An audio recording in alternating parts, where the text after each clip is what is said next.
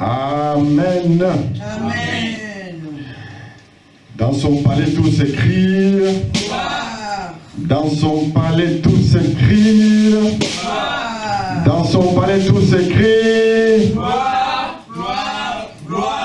Alléluia. Nous pouvons acclamer pour le Seigneur Jésus-Christ. Alléluia. Alléluia. Gloire to Jesus. Merci Seigneur pour cette opportunité que tu nous accordes de parler de ta part. La Bible déclare, autrefois tu nous as parlé à travers les prophètes, mais de nos jours c'est par ton Fils Jésus que tu parles à ton Église. Et c'est poussé par le Saint-Esprit que les hommes parlent de ta part. Cher Saint-Esprit, sois avec nous. Inspire-nous et que l'esprit des révélations dans la connaissance des Écritures puisse animer tout un chacun ici présent. Le début jusqu'à la fin de ces messages, nous l'abandonnons entre tes mains. Nous chassons l'ennemi, nous chassons les voleurs de la sémence de la parole, et c'est là au nom puissant de Jésus. Que tout soit pour ta gloire. Nous avons ainsi prié et nous disons Amen. Amen. C'est une joie d'être au milieu de vous. Et notre Seigneur Jésus-Christ est là. C'est la plus grande joie. Amen. Que nous avons de savoir que le Seigneur Jésus-Christ est là. Alléluia. Amen. La Bible déclare, là où 2 ou 3 sont assemblés en son nom, le Seigneur est là. Amen. Amen. Quand vous lisez bien la Bible, le plus grand enseignement que Jésus a donné dans la Bible, c'était à une seule personne. Alléluia. La nouvelle naissance, c'était devant une seule personne. Mais cet enseignement-là a bouleversé le monde entier, jusqu'aujourd'hui. Tout le monde parle born again, né de nouveau, mais c'était devant une seule personne que cet enseignement-là était donné. Alléluia. Amen. Mais nous bénissons le Seigneur parce que nous sommes plus qu'une personne en ces lieux. Et Jésus-Christ a beaucoup de choses à nous dire. Merci à vous tous qui nous suivez. Nous espérons et nous avons la foi que vous ne serez pas déçus. Nous sommes en train de parler de l'Église en bonne santé. L'Église en bonne santé. Quand nous parlons de l'Église en bonne santé, c'est que nous comprenons qu'une Église peut aussi ne pas être en bonne santé. Alléluia. Alors, nous voulons voir les choses dans la perspective de Dieu. Nous voulons voir les choses comme Jésus le voit. Alléluia. Et je pense que c'est ça qui va beaucoup nous aider. Nous ne voulons pas voir comme les hommes voient. Nous ne voulons pas faire les choses comme le monde veut qu'on les fasse. Mais nous voulons faire les choses comme Jésus nous demande de les faire. Alléluia. Et c'était ça le secret même de l'église primitive. Parce que ces gens avaient compris qu'ils étaient là pour faire la volonté de Dieu. Ils n'étaient pas là pour faire les désirs de leur cœur, mais pour faire ce que Jésus leur demandait de faire. Et on a vu que Jésus les a accompagnés dans tout ce qu'ils faisaient. Alléluia. Gloire au Seigneur. Notre passage de base, c'est Actes chapitre 9, verset 31, bien sûr, où l'on nous dit que l'Église était en paix dans toute la Judée, la Samarie, aux extrémités de la terre, et il y avait la crainte de Dieu, et elle s'édifiait et elle grandissait avec l'aide du Saint-Esprit. Alléluia. C'est ça notre texte de base. Aujourd'hui, je vais juste faire une introduction et demain, je vais conclure. Demain, nous allons vraiment aller beaucoup plus en profondeur, mais aujourd'hui, je voudrais qu'on saisisse l'essentiel, les vérités essentielles concernant l'Église. Est-ce que quelqu'un peut dire Amen? Amen. Les vérités essentielles concernant l'Église. Gloire au Seigneur. Nous allons lire dans Jean 19, Jean chapitre 19, verset 30.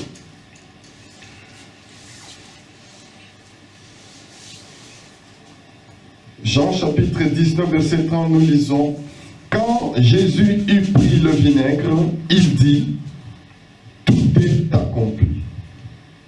Et baissant la tête, il rendit l'esprit. Alléluia. Ce passage parle de la mort de notre Seigneur Jésus-Christ par la crucifixion. Bien-aimés dans le Seigneur, vous qui êtes ici et tous ceux qui nous suivez, je voudrais que vous puissiez comprendre une chose très importante, une vérité capitale, c'est qu'il a fallu la mort de notre Seigneur Jésus-Christ pour que l'Église vienne à l'existence. Je répète cela. Amen. Il a fallu la mort de notre Seigneur Jésus-Christ pour que nous soyons là comme Église. Alléluia. Amen. Ce que je veux dire, c'est que l'Église a été créée à un prix.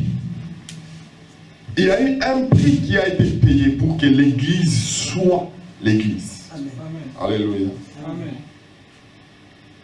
C'est pourquoi lorsque nous lisons dans 1 Pierre 1, verset 18, 1 Pierre 1, verset 18, Pierre nous dit, sachant que ce n'est pas par l'or, ni l'argent, ni par des choses périssables, mais c'est par le sang précieux de Jésus-Christ que nous avons été rachetés de notre vaine manière de vivre. Alléluia. Waouh, ça c'est profond, ça me va droit au cœur. Ce n'est pas par l'or, ce n'est pas par de l'argent. Vous pouvez commencer l'église avec de l'or, avec de l'argent, mais c'est pas ça l'église. Alléluia. Amen. Non, Jésus doit être impliqué dans le processus pour que l'église soit appelée l'église. Ce n'est pas par de l'or, ni l'argent, ni par des choses périssables, mais c'est par le sang précieux de Jésus-Christ. Amen. Que nous avons été rachetés. L'église, c'est l'ensemble des rachetés. L'église, c'est l'ensemble des gens qui ont été sauvés par le sang précieux de Jésus-Christ. C'est ça l'église. Jean, Apocalypse chapitre 1, verset 6 nous dit, il a racheté pour Dieu les peuples de toutes les nations, de toutes les tribus, de toutes les langues. C'est cet ensemble-là des rachetés qui constitue ce qu'on appelle l'église. Alléluia. Donc quand nous venons à l'église, nous devons avoir cette vérité-là à l'esprit. Que ici où nous nous trouvons, il y a un prix qui a été payé. L'église, ce n'est pas le bâtiment. Amen. L'église, c'est l'ensemble des rachetés. Amen. Qui se mettent ensemble pour adorer leur Seigneur, pour adorer leur Sauveur. C'est ça l'église, alléluia. C'est pourquoi je dis que là où 2 ou 3 sont assemblés en son nom, oui. Lorsqu'il y a 2 rachetés, 3 rachetés, 4 rachetés, it's church, alléluia. Et Jésus-Christ est là.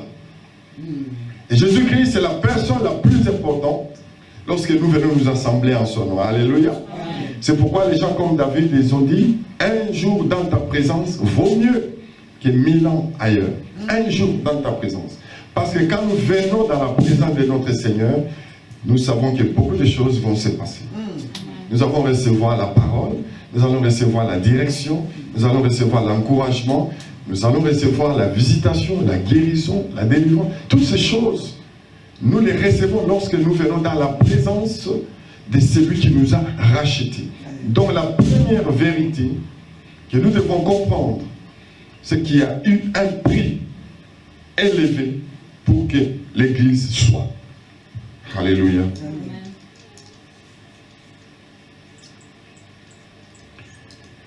Nous lisons encore un autre passage pour renforcer la même idée.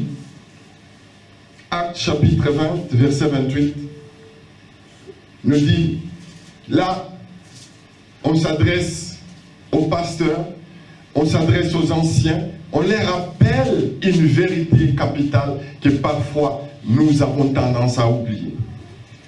On leur dit, prenez garde à vous-même et à tous les troupeaux sur lesquels le Saint-Esprit vous a établi évêque, pour paître l'Église du Seigneur qu'il s'est acquise par son propre sang. Alléluia. Alléluia. Amen. Prenez garde à vous-même. Nous devons faire attention. Vous appelez ministre de Dieu, c'est bien. Apôtre, c'est bien. Enseignant, c'est bien. Docteur, pasteur, évangéliste, c'est très bien. Mais prenez garde à vous-même. n'oubliez pas que vous avez affaire à l'église. N'oubliez pas que cette église ne vous appartient pas, que cette église appartient à quelqu'un. Cette église appartient à Dieu lui-même. Et Dieu a payé un prix le plus élevé. Il a fallu la vie d'une personne, la vie de son fils Jésus-Christ, pour que l'église existe. Alléluia. Amen. Prenez garde à vous-même et aux troupeaux du Seigneur sur lesquels vous avez, le Saint-Esprit vous a établi. Vous voyez, on parle de Dieu, on parle de Jésus, on parle du Saint-Esprit. Prenez garde. Nous sommes en train de parler de l'église en bonne santé, mais nous sommes en train de faire une introduction générale pour que nous puissions comprendre d'abord l'église c'est quoi. Prenez garde du troupeau sur lesquels le Saint-Esprit vous a été établi. C'est le Saint-Esprit qui établit les gens sur le troupeau du Seigneur. C'est Dieu qui échoue à chaque berger une bergerie. C'est Dieu qui donne le troupeau à quelqu'un. Alléluia. Amen. Prenons garde à ces choses. Ne prenons pas la place de Jésus. Amen. Ne prenons pas la place du véritable pasteur. Quand nous allons le lire bientôt, nous sommes que des représentants. Le véritable pasteur, c'est Jésus-Christ lui-même. C'est celui qui a racheté son peuple. C'est lui le véritable pasteur. Il vous a mis là-bas juste comme un intendant. Alléluia. Comme un manager. Mais c'est lui le propriétaire de l'entreprise. Vous êtes là pour faire sa volonté. Vous êtes là pour faire ce que lui vous demande de faire. Yes. Vous n'êtes pas là pour faire votre propre volonté. Vous n'êtes pas là pour dominer sur ceux qui vous ont été échus en partage. Vous n'êtes pas là pour les exploiter. Non. Vous êtes là pour les paître. Vous êtes là pour en prendre soin. Yes. Alléluia. Amen. Et c'est ça, l'église. Donc nous retenons d'abord qu'il y a eu un prix qui a été payé. Le sang. Le sang de Dieu lui-même a coulé. Quand nous entrons dans l'église, nous devons avoir cette révérence de savoir que le sang de Dieu a coulé pour cette église. Est-ce que je parle à quelqu'un? Amen. Le sang de Dieu a coulé. Le prix a été payé. Et c'est sérieux. Ça veut dire simplement dire que Dieu est dedans dans cette affaire. Yes. Alléluia. Amen. Dieu est là. Ce n'est pas une affaire des hommes. L'église, ce n'est pas une affaire des hommes. C'est l'affaire de Dieu. Praise God. Alléluia. Je suis en train de continuer, je suis en train de poser la fondation. Parce que demain, quand je vais revenir, nous allons aller à l'université. Alléluia. Amen.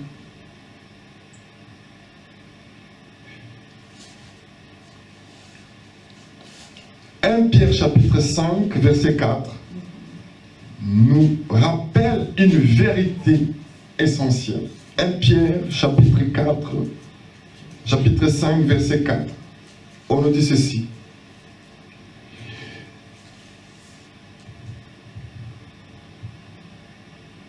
Lisons même à partir du verset 2. 1 Pierre chapitre 5, du verset 2 au verset 4. Paissez les troupeaux de Dieu qui est sous votre garde. Vous voyez, on vous dit bien, les troupeaux de Dieu. L'église, c'est le troupeau du Seigneur. Ce n'est pas votre troupeau, c'est le troupeau du Seigneur. Pasteur Hervé, tu dois comprendre ces choses. C'est le troupeau du Seigneur.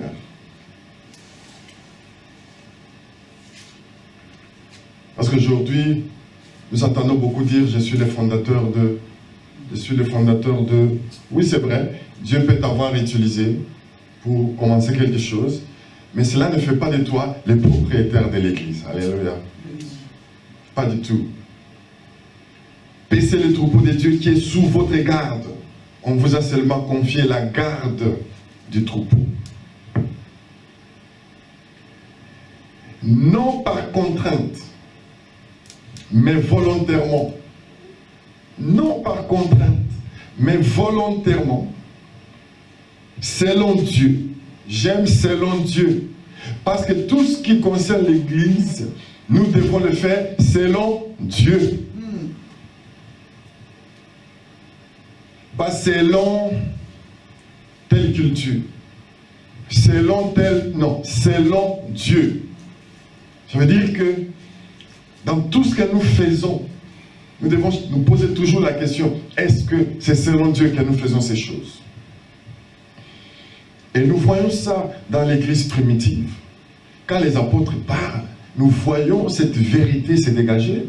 Ils disent, jugez-vous-en vous-même. Faut-il vous plaire à vous ou bien obéir à Dieu? Donc ils savaient pourquoi ils étaient là. Ils savaient l'Église c'est quoi.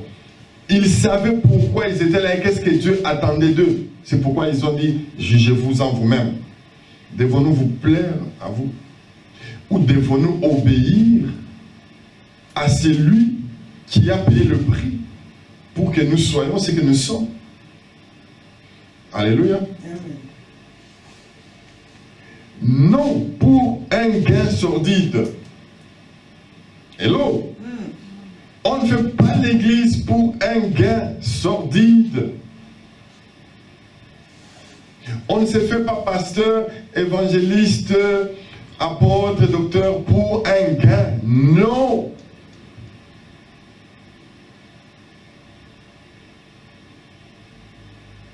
Non. On s'est fait, on devient pasteur parce qu'on a été établi par le Saint-Esprit. Alléluia. Pour prendre garde du troupeau du Seigneur. Pas pour faire des profits. Parce qu'aujourd'hui, les églises se divisent pourquoi? Pour les gains. Les gens se combattent dans l'église pourquoi? Pour les gains. Alléluia. Mais on vous dit bien, c'est pas votre troupeau, c'est mon troupeau. Je vous en ai confié la garde. Ne le faites pas en dominant sur eux. Ne dominez pas sur les troupeaux. Ne devenez pas dictateur. N'assujettissez pas les gens. Ne forcez pas les gens à faire des choses qui sont contraires à la volonté de Dieu. Paissez-les selon moi. Selon ma volonté. Selon ma parole. Alléluia. C'est là où nous avons beaucoup de problèmes aujourd'hui. Et c'est là où vous allez commencer à découvrir que parfois, ce que nous croyons être un succès, mais dans la pensée de Dieu, c'est rien du tout. Et nous allons le voir parce que la Bible le dit très clairement. Alléluia. Ce sont des vérités qui donnent parfois la chair des poules. Mais nous devons les dire, nous devons les marteler pour que les gens comprennent c'est quoi l'Église. Pourquoi ils viennent à l'Église. Non pour un gain sordide, mais avec dévouement. Non comme dominant sur eux qui vous sont échus en partage, mais en étant le modèle du troupeau. Le pasteur doit être le modèle du troupeau.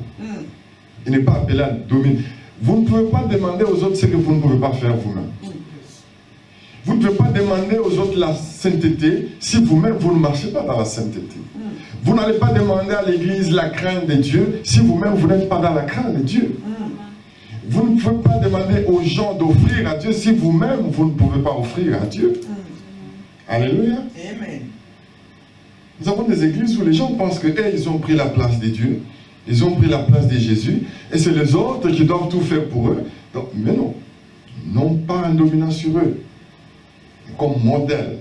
Modèle en toutes choses, modèle en dévouement, zèle, modèle en sainteté, modèle en obéissance, modèle de crainte de Dieu, modèle d'humilité, modèle en toutes choses. Vous devez être le modèle. Alléluia.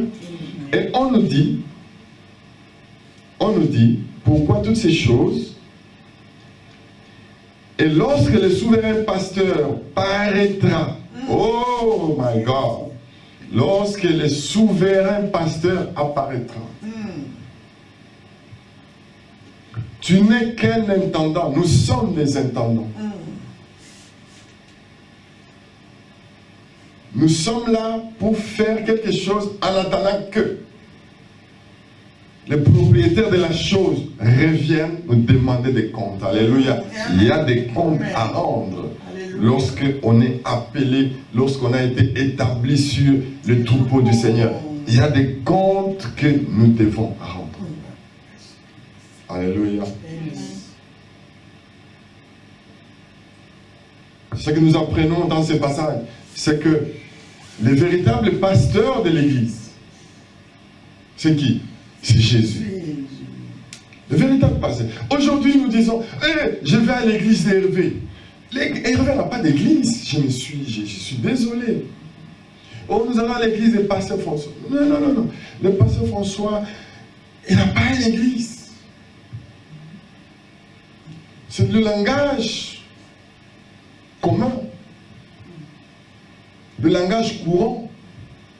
L'église de pasteur X. Non. Il n'y a pas d'église de pasteur Ntoumba. Il n'y a pas l'église de pasteur Hervé. Il n'y a pas l'église de pasteur François ou pasteur Willy. Non. Il y a l'église de Jésus. C'est lui le véritable pasteur. C'est lui le véritable pasteur. Alléluia. Amen. Donc lorsque vous venez à l'église, comprenez que le pasteur de cet endroit-là, c'est Jésus. Que c'est lui que nous voyons en face de moi, il n'est qu'un représentant. C'est pourquoi la Bible dit, aujourd'hui, il nous parle par son Fils Jésus. Et c'est Jésus qui parle à l'église. Pourquoi? Parce que c'est son église. Hello. Amen. Il parle à l'église parce que c'est son église. Pour laquelle il a donné sa vie, pour laquelle il a payé le prix. Sa propre vie, son propre sang a coulé pour que nous soyons là comme église. Alléluia. Oh my God. Je prie que tu comprennes cette vérité. Je prie que tu saisis cette vérité parce que tu viendras à l'église avec des différentes dispositions. Aujourd'hui, les gens viennent à l'église parce qu'ils savent que non, c'est le pasteur Hervé. Ils se croient permis de faire n'importe quoi. Mais c'est dangereux parce que l'église n'appartient pas. Pasteur Hervé n'a payé aucun prix. Lui-même, il est bénéficiaire du prix qui a été payé il y a 2000 ans à la croix. Et lui et toute l'assemblée, nous tous, nous dépendons de celui qui a payé le prix. Alléluia. Est-ce que je peux avancer? Est-ce que ça nous aide? Amen. Un jour, le souverain pasteur apparaîtra et il vous demandera des comptes. Il faudra s'assurer que tu ne rougis pas de honte lorsque tu apparaîtras dans sa présence. Lorsqu'il va commencer à te poser des questions sur le troupeau dont il t'avait confié la garde, est-ce que tu seras en mesure de le regarder en face comme ça et de dire oui? Oui Seigneur, j'ai fait ça. Oui Seigneur, je me suis acquitté de ces devoirs. Oui Seigneur, est-ce que tu vas le faire? Alléluia. Nous allons découvrir une autre vérité concernant l'Église. Nous allons dans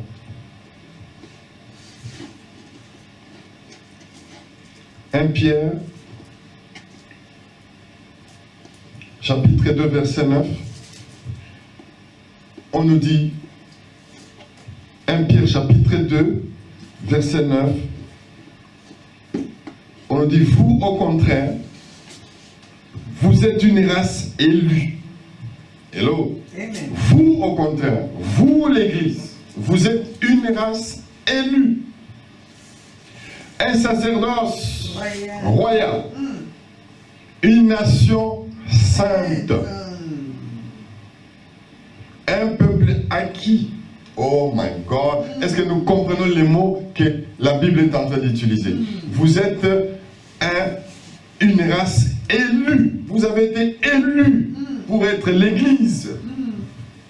Oh my God. Ça donne la chair de poule. Alléluia. Élu par qui? Par Dieu. Élection, c'est-à-dire, vous ne méritez pas, mais lui-même, il vient vous choisir comme ça. Il dit, vous allez faire partie de mon Église. Waouh! Quel privilège de faire partie de cette nation. Et il vous dit, un sacerdoce royal. Donc, vous êtes déjà au service du roi. Oh, est-ce que je peux recevoir un amen ici? Amen. Un sacerdoce royal. Vous êtes au service du roi. C'est comme ça que vous devez vous considérer. Je suis un sacerdoce royal. Je suis au service du roi. Vous avez vu les honneurs qu'on a donnés à la reine d'Angleterre? Même dans sa mort. Vous avez vu les honneurs qui lui ont été accordés?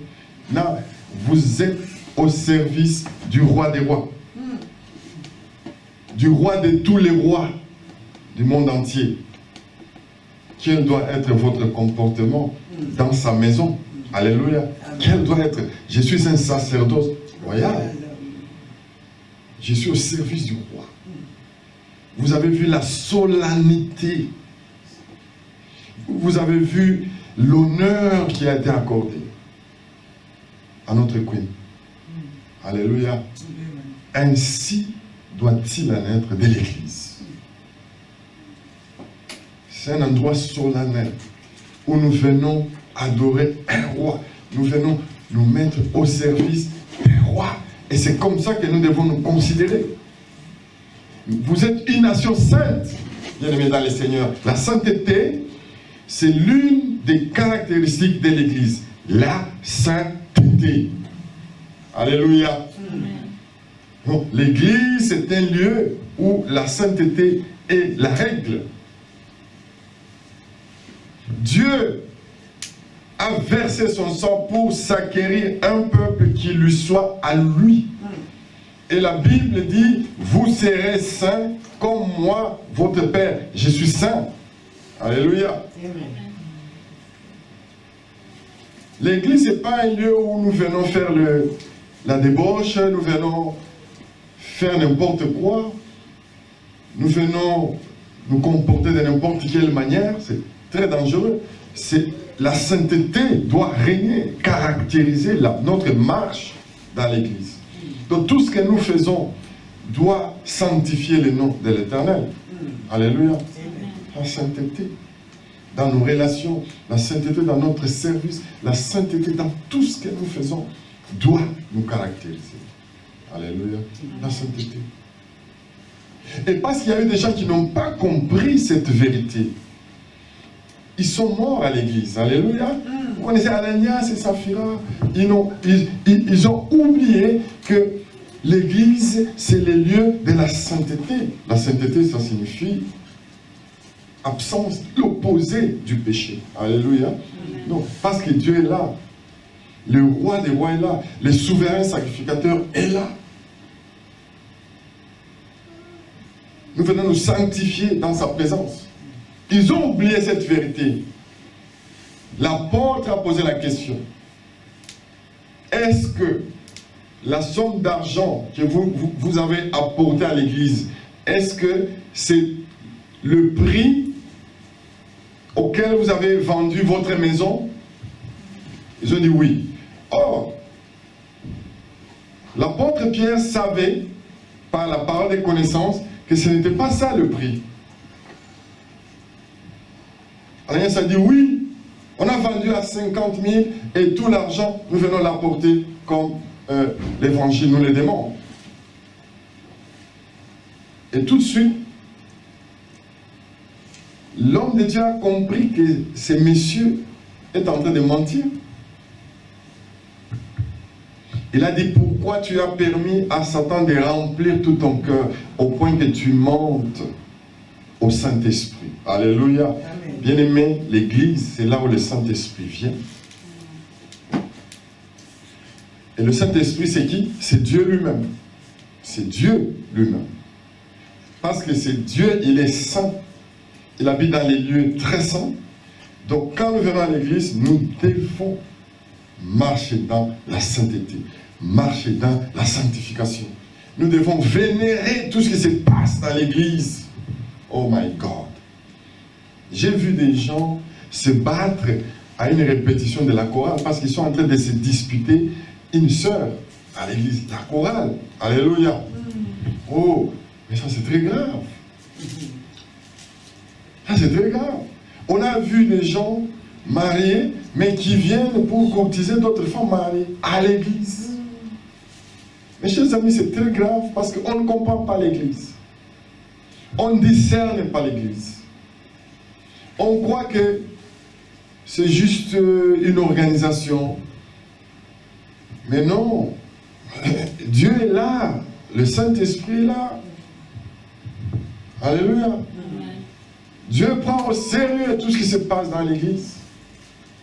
Que vous soyez 10, que vous soyez 3, que vous soyez 5, que vous soyez 100, 1000. Dieu prend au sérieux tout ce qui se passe dans l'église. Il voit même les choses qui se font dans les lieux les plus secrets. Il le sait. Il en tient compte. Il va les exposer. Alléluia. Parce que sa maison doit être sanctifiée. Praise the Lord. Alléluia. L'église, c'est les lieux de la sainteté. Parce que nous sommes une nation sainte. Nous avons été acquis par le sang précieux de Jésus-Christ. Le sang de Dieu a coulé. Pour que nous soyons ce que nous sommes, l'Église. Alléluia. Amen. Est-ce que quelqu'un est en train d'être béni? Amen. Comme je dis, je suis en train de poser la fondation. Et demain, on va aller à un niveau beaucoup plus supérieur. Alléluia.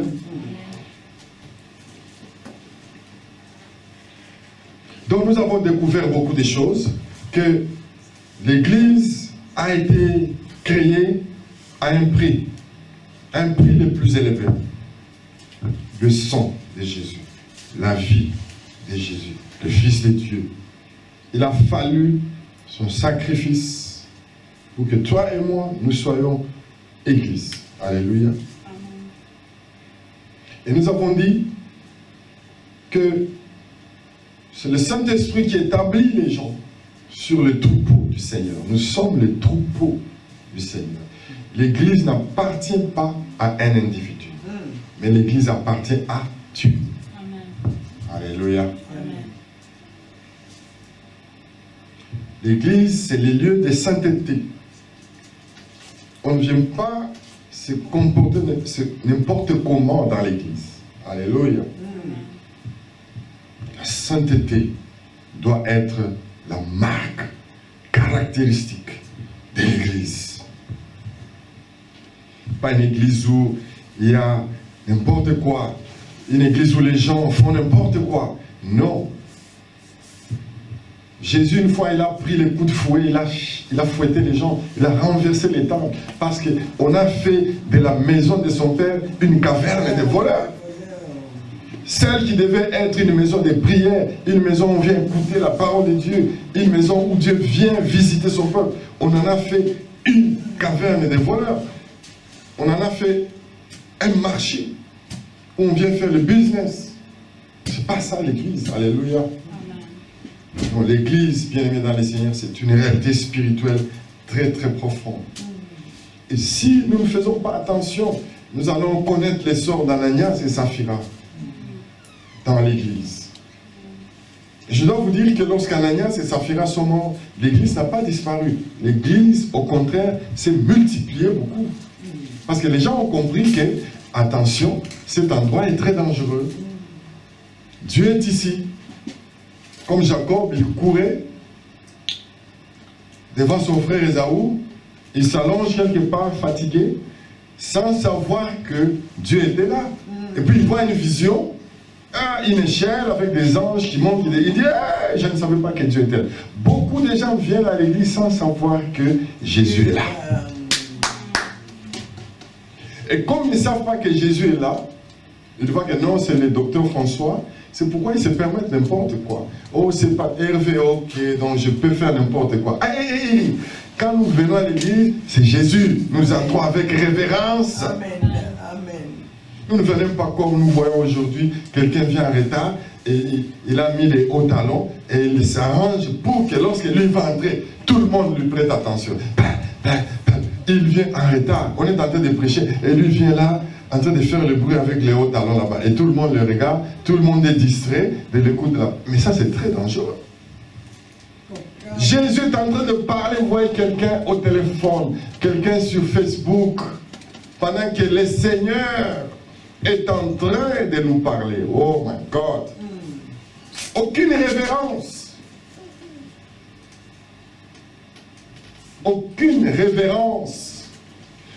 Pourquoi? Par ignorance de ce que est l'Église. Alléluia.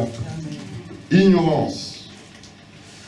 Mon peuple périt à cause de l'ignorance. Mais Dieu ne veut pas que nous puissions périr. C'est pourquoi il envoie des messages comme ça pour nous ajuster, pour nous permettre de nous repentir, de revenir dans le bon chemin, de commencer à voir les choses selon lui, de faire les choses dans la pensée de Dieu. Alléluia. Amen. Selon Dieu, nous avons dit, selon Dieu, pas selon les habitudes, selon les coutumes établies, non, selon Dieu. Même si vous serez isolé parce que vous faites selon Dieu, faites selon Dieu. Alléluia. Amen.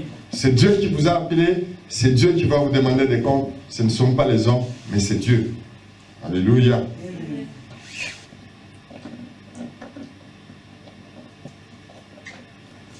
Alors, bien-aimés dans le Seigneur, cette église, lorsqu'elle a commencé, le prix a été payé, mais pour qu'elle soit lancée, le Seigneur a dû faire quelque chose. Lisons dans Actes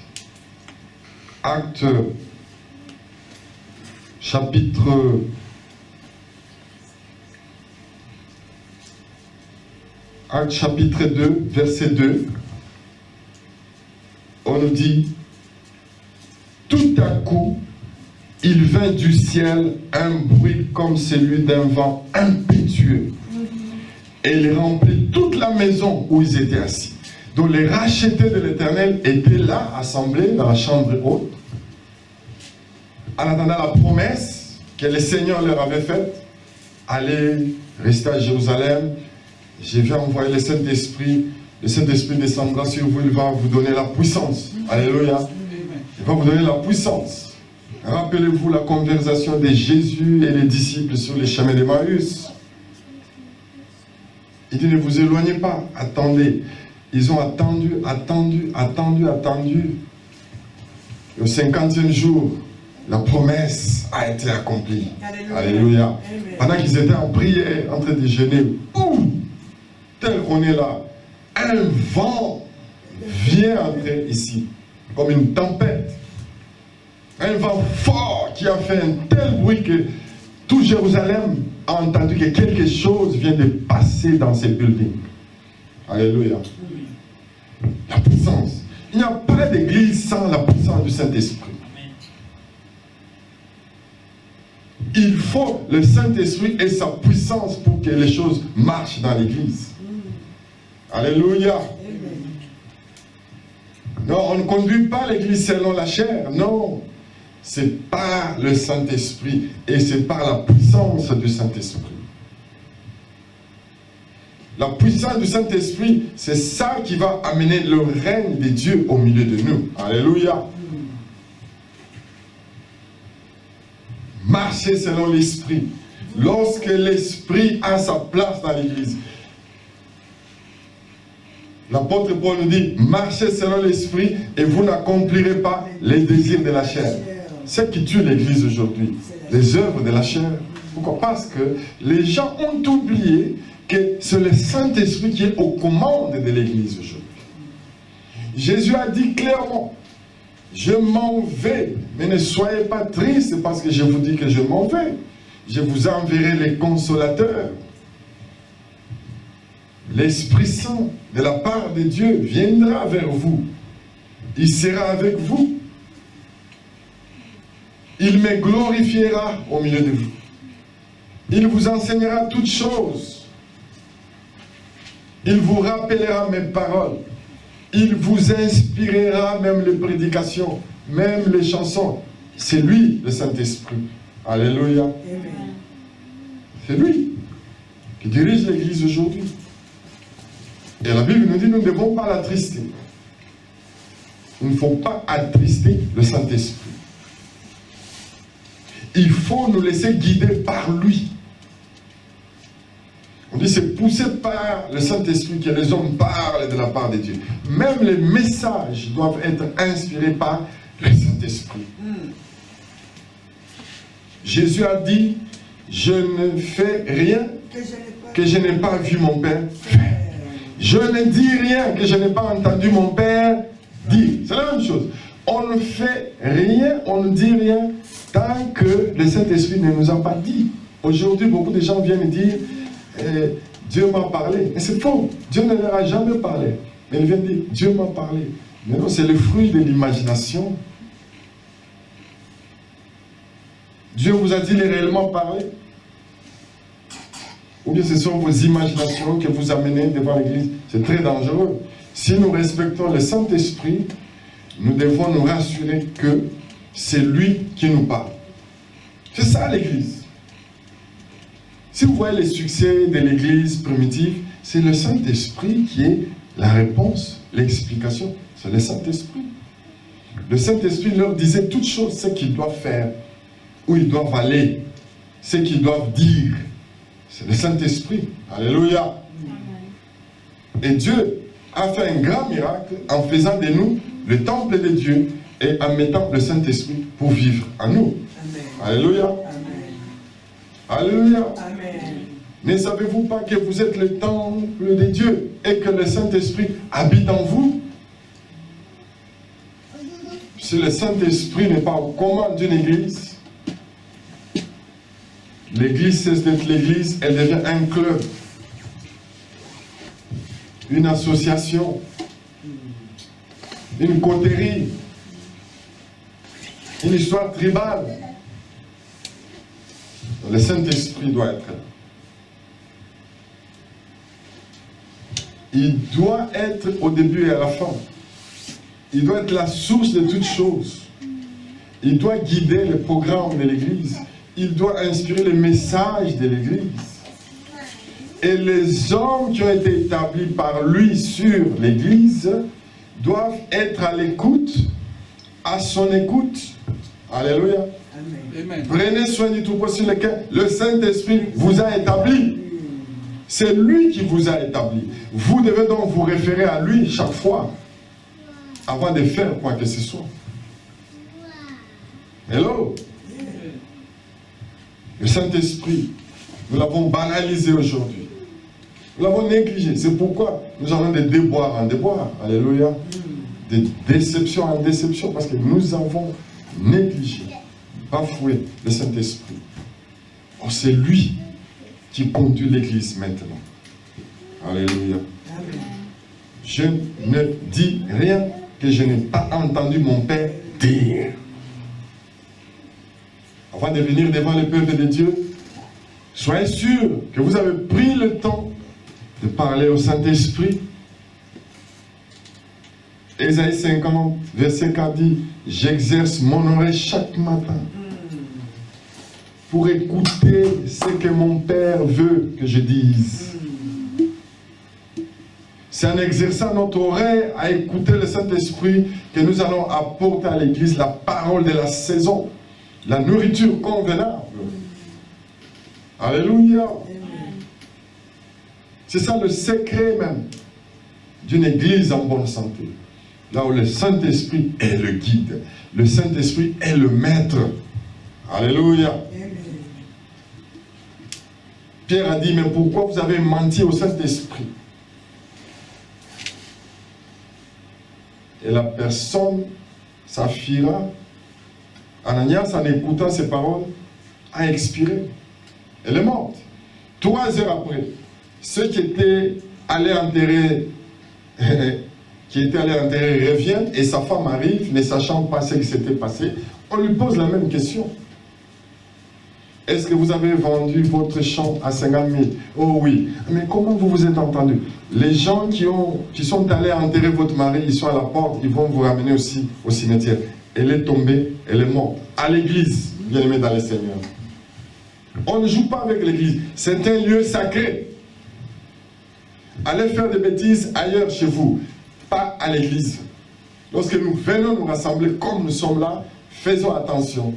Parce que l'Esprit de Dieu est là. C'est l'Esprit de Dieu qui fait toutes choses. Alléluia. Alléluia. Ce n'est pas notre volonté, non. Mais la volonté du Saint-Esprit. Et le Saint-Esprit, c'est Dieu lui-même. Vous n'avez pas menti à un homme, Saphira.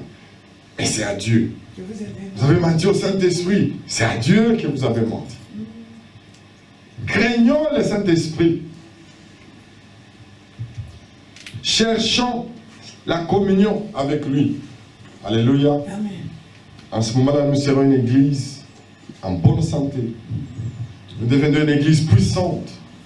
Nous devenons une église qui va influencer la communauté. Qui va influencer la ville où le Seigneur nous a plantés. Gloire au Seigneur.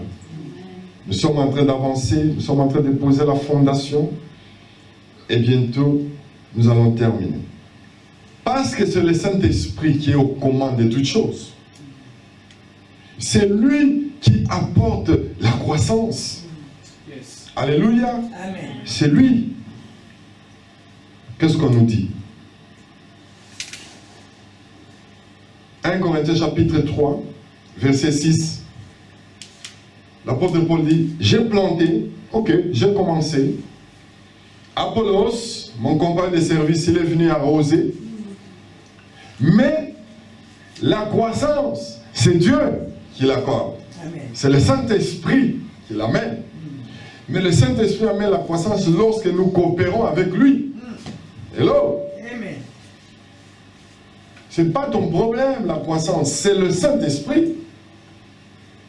Mais là, imaginez-vous, là où il n'y a pas la crainte de Dieu, là où il n'y a pas la révérence, là où Jésus n'est pas honoré, et qu'il y a une croissance, vous pensez que c'est une croissance du Saint-Esprit? Non.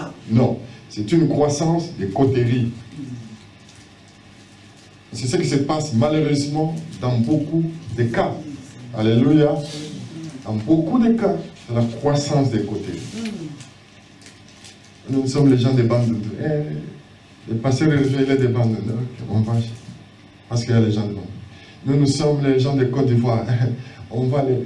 Mais bien dans le Seigneur. Ces genres de rassemblements-là, la manière dont ça finit comme ça a commencé. Les églises dont la croissance ne vient pas du Saint-Esprit, mais vient des coteries. Comme ces coteries, ce n'est pas Dieu, c'est diable. Et ça va se disperser en un jour. Mais vous allez vous demander, mais qu'est-ce qui s'est passé aujourd'hui? Alléluia. Et quand, demain, nous allons vraiment aller en profondeur. Et vous allez comprendre la pertinence des choses que je suis en train de vous dire aujourd'hui. Alléluia. On va donner des exemples concrets. Des choses qui se passent dans nos églises aujourd'hui, mais qui ne glorifient pas le Seigneur du tout, qui ne glorifient pas le Saint-Esprit du tout. Et Dieu n'y est pas. Alléluia. Amen. Lorsque le Saint-Esprit n'est pas aux commandes, tout ce que vous allez faire là, c'est du bruit. Alléluia. C'est du bruit. Vous pouvez faire des séminaires, des conventions, vous pouvez utiliser les médias et tout ça, mais le Saint-Esprit n'est pas concerné par tout ça. Alléluia. Et ça, c'est très dangereux. Et nous allons le découvrir demain, lorsque nous viendrons pour élaborer et puis conclure. Donc, le Saint-Esprit doit être aux commandes, c'est le Saint-Esprit qui fait croître. Et maintenant, nous allons voir quelque chose de très important. Acte 4, verset 32 nous dit, la multitude de tous ceux qui avaient cru. Donc la multitude de tous ceux qui avaient cru, qui étaient devenus l'Église, ils étaient d'un même sentiment, alléluia, un même cœur. Voilà, la multitude de ceux qui avaient cru n'était qu'un cœur et qu'une âme. Oh my God! Alléluia. Nous sommes 2000, 3000 personnes, mais nous sommes un seul cœur, une seule âme. C'est ça le secret d'une église en bonne santé. Alléluia. Même cœur, nous pensons de la même façon. Nous regardons dans la même direction. Nous partageons les mêmes sentiments. Nous voyons de la même façon. C'est ça l'église. L'église, ce n'est pas comme nous le voyons aujourd'hui, nous avons des groupes. Des groupes de telle personne, parce qu'elle a une fonction à l'église, elle a un petit groupe sur lequel il exerce son influence. Alléluia. L'autre aussi, il a un petit groupe. On a des groupes comme ça dans nos églises. Mais vous voyez une église là, peut-être de 300 personnes, 500 personnes, mais ce sont des véritables groupuscules. Alléluia. Ils n'ont pas les mêmes cœurs. Ils se combattent entre eux. Alléluia. Alléluia. Amen. Ils se combattent entre eux. Ils ne sont pas une même âme. Donc, nous sommes appelés à être unis par le lien de la foi, qui est le lien de la perfection. Nous sommes unis par notre foi en Jésus-Christ. Ils étaient une multitude, mais ils étaient un seul cœur. Mais quand vous trouvez des divisions dans l'église, c'est un signe de maladie. C'est un signe que quelque chose ne marche pas. C'est un signe que on a mis d'écouter le chef de l'église. Quand vous lisez Apocalypse, vous trouvez que Jésus a été laissé à la porte d'une église. Il se retrouve là en train de toquer à la porte pour que l'église le fasse entrer. Vous vous imaginez un peu, c'est lui le chef de l'église, mais on lui bloque la porte. Et il toque, il commence à vous supplier. Est-ce que vous pouvez me laisser entrer? Oh my God! Il y a beaucoup d'églises comme ça qui ont déjà exclu le Seigneur. Qui ont mis Jésus à la porte depuis longtemps. Et ils sont en train de faire les choses selon eux. Alléluia. Pas selon le chef de l'église. Nous avons dit que Jésus est le souverain pasteur. C'est lui le véritable chef de l'église. Parce que l'église est un corps dont Jésus est la tête. Et nous sommes les membres, les uns des autres. C'est de là que vient un même cœur et une même âme. Parce que nous sommes les membres les uns des autres. Alléluia. Il n'est pas que ils sont de Bas-Congo, ils sont de Bandundu, ils sont de l'Équateur, ils sont du Kassai. Non. Nous sommes les membres les uns des autres. Un seul cœur, une seule âme. Et c'est comme ça que Dieu nous veut. Alléluia. C'est là où on dit qu'il est doux et agréable pour des frères d'être ensemble. Nous sommes des frères. Nous ne nous identifions pas par nos origines tribales ou origines ethniques. Non, nous nous identifions par notre appartenance au Seigneur Jésus-Christ. Qui nous a racheté le peuple de toutes les nations, de toutes les tribus, de toutes les langues, de toutes les races. C'est ça l'église. Nous avons les gens de Côte d'Ivoire, les gens de Gabon, Cameroun, Congo, mais nous ne connaissons même pas d'où vient-il. Non, parce que nous sommes des Jésus-chrétiens. Amen. Nous appartenons à Jésus. Nous avons perdu notre identité première. Nous avons revêtu une nouvelle identité. Nous sommes devenus des citoyens célestes. Nous sommes devenus une race élue, un sacerdoce royal, une nation sainte. This is who we are. Alléluia. C'est ce que nous sommes. Et Paul dit à ces gens-là, qui ont un même cœur, une même âme, bien qu'ils soient des multitudes, mais vous trouvez aujourd'hui des églises de 2000 personnes, mais divisées complètement. Divisées complètement. Selon les appartenances. Et on s'est fait la guerre sérieusement. On se sabote parce que telle personne, lui, il appartient à. Et l'autre appartient à. On s'est fait la guerre. Dans la maison de Dieu, on n'est plus un seul cœur, on n'est plus une seule âme. Alléluia.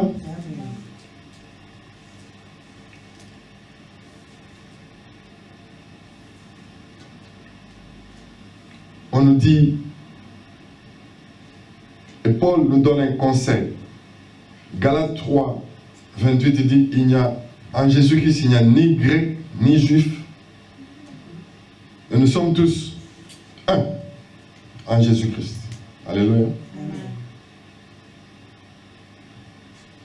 On ne nous identifie pas par notre appartenance ethnique ou à notre appartenance nationale. Non. Parce que nous sommes devenus un par le sang qui a coulé à la croix pour nous. Alléluia. Yes. Ni grec, ni juif, ni anglais, ni français, ni britannique, mais un en Jésus-Christ. Ni camerounais, ni nigérien, mais un en Jésus-Christ. Alléluia. C'est comme ça que nous nous considérons. Quand nous venons à l'église, nous avons cette pensée-là.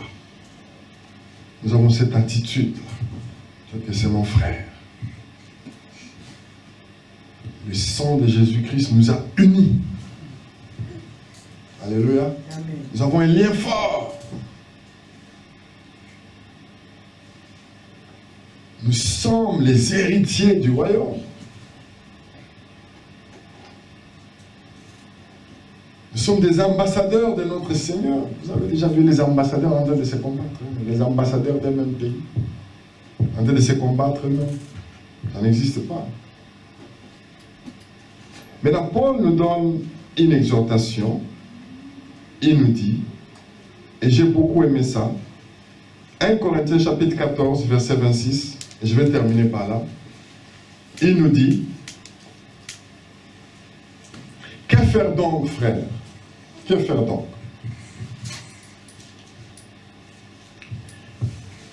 Lorsque vous vous assemblez les uns et les autres, si quelqu'un a un cantique, qu'il chante un cantique pour édifier les autres.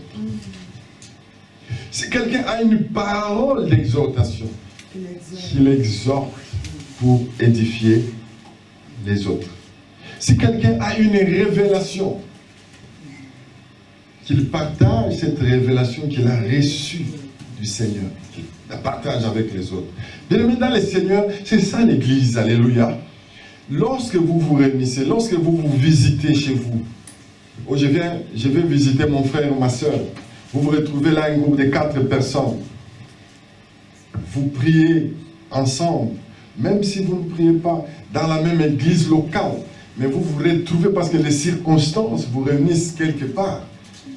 Vous vous exhortez. Celui qui a un cantique, il chante un cantique. Nous prions pour l'église. Nous prions pour les serviteurs que Dieu a établis sur nous. Nous prions pour notre pays. Nous prions pour nos familles. C'est comme ça. Nous ne venons pas nous assembler pour commencer à faire les gossips. Pour faire la médisance. Mais on ne fait plus ces choses. Nous, quand nous sommes venus au Seigneur, c'est cette foi que nous avions. Nous nous réunissons dans les cellules de prière, nous prions sérieusement. Et Dieu nous parlait sérieusement. Nous nous rencontrons chez tel frère ou chez telle soeur, nous allons là-bas, nous prions, nous ouvrons la Bible, nous partageons les Écritures, nous nous exhortons les uns les autres. Et vous allez entendre une parole de prophétie sort. On était dans des cellules, mais le Seigneur nous parlait des choses qui se passent dans l'église mère. Le Seigneur pouvait nous dire, vous allez entendre, quelqu'un va mourir bientôt. Et ça s'est passé comme ça. Je vais faire ça, je vais faire ça. Allez-y, prêchez à tel endroit. Dieu venait nous parler. Pourquoi? Parce que nous étions tellement unis un même cœur, une même âme. C'est ça la beauté même de l'église, alléluia. Mais aujourd'hui, quand les gens se rencontrent, la première chose, c'est pour manger les pasteurs. Venons, tuons-les avec la langue. Vous tuez le pasteur avec la langue. Vous tuez l'autre frère ou l'autre sœur avec la langue. Et vous vous séparez complètement souillés. Mais quand vous êtes venus, vous avez fait la prière. Et juste après la prière, la médisance commence. Et vous sortez souillés complètement. Parce que la langue, c'est un petit membre, mais qui suit tous les corps. Qui enflamme les cours de la vie. Alléluia. Mais l'église est belle. Si nous comprenons toutes ces vérités. Alléluia. Si nous comprenons la première vérité, et qu'il y a un prix qui a été payé pour cette église. Le sang de Dieu a coulé. Si nous nous laissons conduire par l'esprit qui a été donné à l'église, et nous allons expérimenter sa puissance. Alléluia.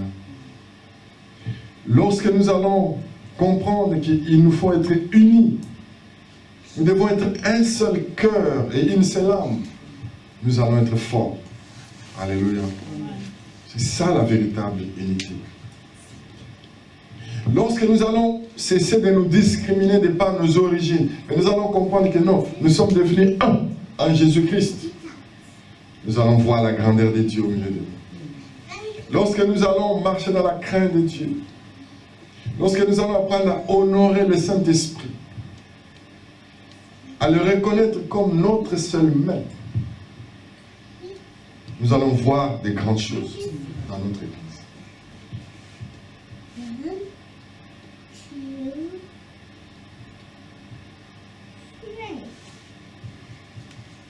Le Saint-Esprit nous a parlé abondamment aujourd'hui. Nous avons compris que nous sommes un sacerdoce royal. Nous sommes au service du grand roi. Et que nous sommes là non pas pour faire ce que nous voulons, mais pour faire les choses selon celui qui nous a établis, celui qui nous a réunis, celui qui nous a rachetés. Parce que c'est lui le véritable chef. C'est lui le véritable pasteur, le souverain pasteur. C'est lui. Et nous lui rendrons des comptes les mois à venir. Alléluia. Amen. Là où 2 ou 3 sont assemblés en son nom, il est là. J'aimerais que nous puissions prier.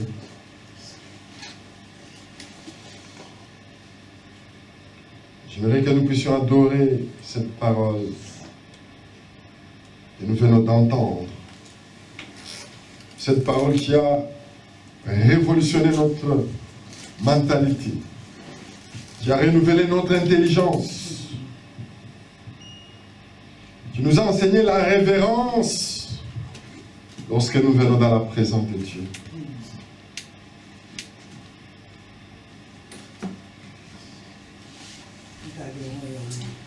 Adore ton Dieu là.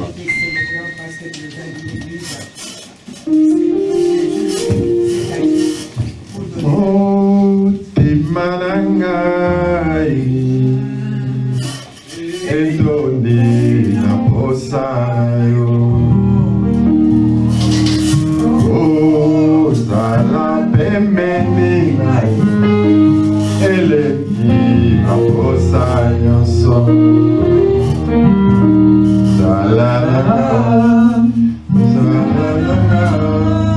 Sima kotima